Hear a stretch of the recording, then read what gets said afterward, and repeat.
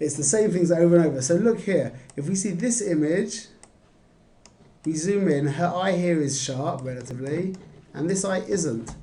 The next picture, where she's looking straight at the camera, you see the difference? Oops, sorry. Where she's slightly to an angle, and when she's completely looking straight in, now both of the eyes are pin sharp. Okay, this is just a good example of silhouettes. A silhouette is made primarily by an interesting shape. Okay, there is no interesting shape here. To see, not this is the greatest picture, but just see the difference of being able to see an interesting line in a silhouette next to a line that isn't interesting in a silhouette. Okay, this is a good example of something that should be seen. This girl's hands looked quite, painful. Probably not a good idea to have had her with her hand here. She should have been in a different place maybe, where the hand wouldn't have been so visible. This is just nice posing.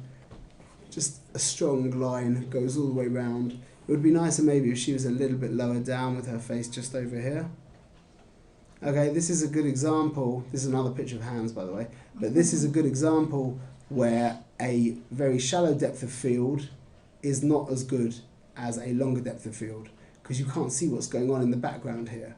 Whereas here, although we've kept our focus on this guy in the front, we can now see what's going on. This is the difference between an aperture of 7.1 in this image and an aperture of 1.8 in this image.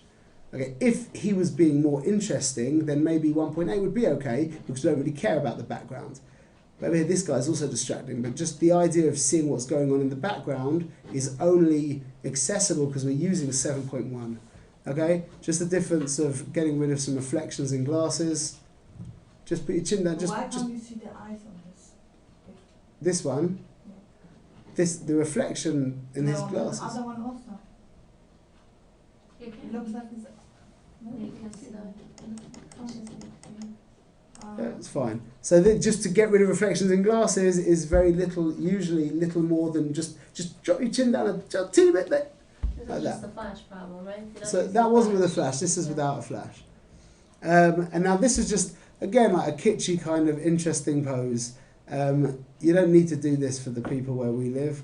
It depends, but these are American families where they want also something a little bit more, something a little different. But when you're in this situation, all you need is just everybody look in a different direction. Not a great picture, but it's just we've got two variations now without having to waste any extra time. Okay, now this is the first shot. This is taken at f11 because I'm using, these stats aren't very sensible, because I'm using flash. Now this is without flash.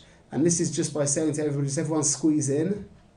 And now once we've got, so the difference here, well, they should know that the word squeeze actually causes people to smile a little bit. Just the word squeeze actually helps people kind of loosen up a little bit. So once you've got an image like this, the next image, without, again, to get a different kind of pose with the same things going on without wasting any extra time, is just using the word squeeze.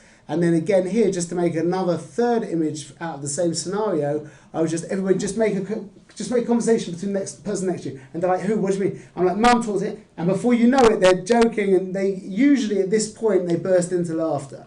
Yeah, at this point they didn't burst into laughter perfectly, but it's still quite a cute shot. Okay, how could this be improved? What's the problem here? What's the problem? The background. So loads of issues, not so good. In regards to the posing, this hole here would be nicer if we closed it up. Okay, just keeping the heads close together. There's other issues as well. Also those two hands, no? The girls and the... Here?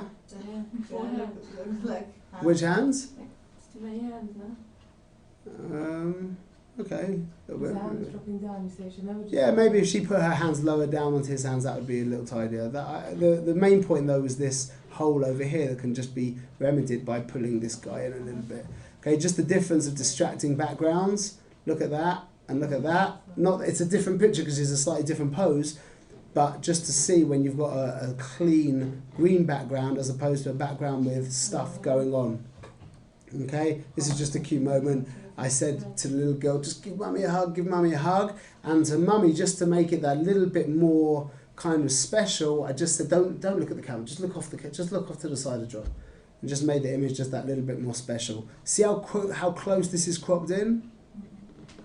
Yeah, even to the point where her hand's nearly touching the frame, but it doesn't matter because we're so bound up in this area of the image, it doesn't matter. Okay, this is a great example of a bad background. Look at this horrible overexposed blob. Okay, again, there wasn't much that I could have done Why here. did you get different lighting than every other time you went? Is it a different time of day? This was at 9:40 in the morning. Yeah, it's very different. I still enjoyed it. 1 second. And now this is just a nice example. This is, again, when you've got hard sunlight, like I said, when you've got more to gain, you've always got more to lose, but you've also got more to gain. So this is nice, hard, strong sunlight, not too high, but it's now, what's the time? Is now 9:50 in the morning. But look at the difference here by just filling in, that was done in Photoshop. But just by filling in that little area where that light, it could be that I did a teeny bit too much here, but again, it creates it's not so bad because of this thing here. If this foliage wasn't here, it's just a black line, that would be a lot more, I would stick a lot more.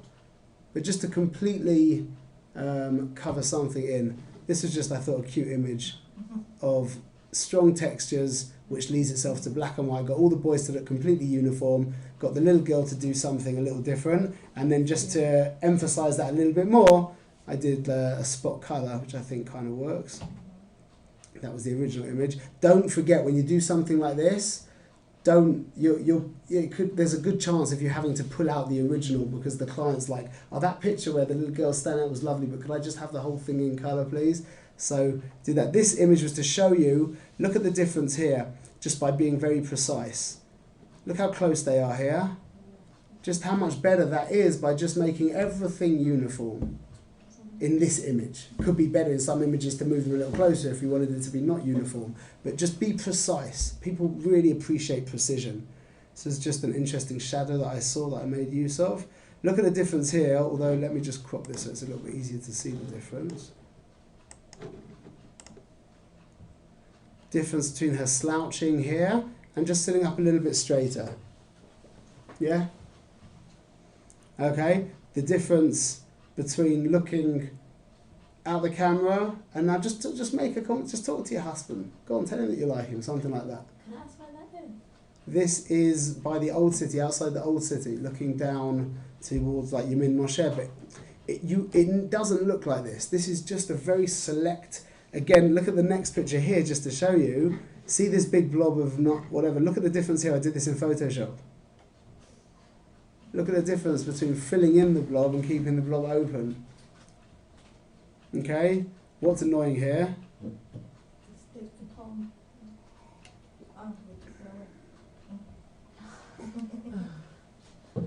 Now this is a nice image. I put the saturation up a drop here. But this is a nice image looking off camera. You see the light from the background here. Very much what we've been speaking about the whole time. Comparable exposure, different colour. She's wearing a green skirt. Yeah. She's wearing a green skirt, that's fine. Is it No, it's fine. It's You fine. have Even if it to- wasn't a different green, look, there's only so much you can do, you know. This is all natural light, or you? This have is a natural flash light. This is completely This is natural no light. flash, This is nothing. completely natural light. No flash. Completely natural light. Actually, it could have been a flash here. It might have. There might have been actually a very slight flash, but I don't think so. I don't think so. I'm pretty sure there wasn't. Difference here just between the smile here. Just be assured that smile there is not going to be as preferable as that smile there. Okay, and then when you're in the same place, just have them look at each other. This was an issue. This girl consistently leant her head to the left side. So I was having to correct that. That makes a very big difference. Look at the difference between these pictures. You see, you can't see her full profile. And here again, she kept tilting her head. That was something that I had to stay aware of the whole time. This is a good example of where a very shallow depth of field is not particularly good. This blob doesn't really help. This would be nicer if it was a little bit more if it's a little bit more focused. The problem would have been, however, then the background would have become more focused, and there were like random photographers having a class all the way around here. So I have my back against the wall kind of thing. Okay, but this blob of green is not particularly special. Okay, what about this picture? Just an lamp. Nothing you can do about that. This is a lovely shot. It's a really lovely shot. This could be improved so much in Photoshop or in Lightroom, I can't tell you. Just adding a big blob of flare in the corner here would just make this image like gorgeous. As it is, it's nice. But these things are, it is a good idea when you can see a shot like this, and you know that it's going to be quite easy. If you know Photoshop, you realise that to get rid of these is actually going to be quite straightforward. To take the picture anyway, with in mind, I'm going to fix this in post. And I did. Okay, this is just a different... What time of day is it? This is now coming up to sunset. It's probably just after sunset, actually. This is the difference between using a very shallow depth of field, which I think is quite beautiful, and a less shallow depth of field. This is 1.8, and this is 4. Just look at the difference. With the bokeh, and although it's only very subtle, it's only very small bokeh, but just the fact that they pop out so much. Okay, and then at the end of the day, we walked back, I just saw this very strong composition here that I thought I'd take advantage of. It was perfect time of day.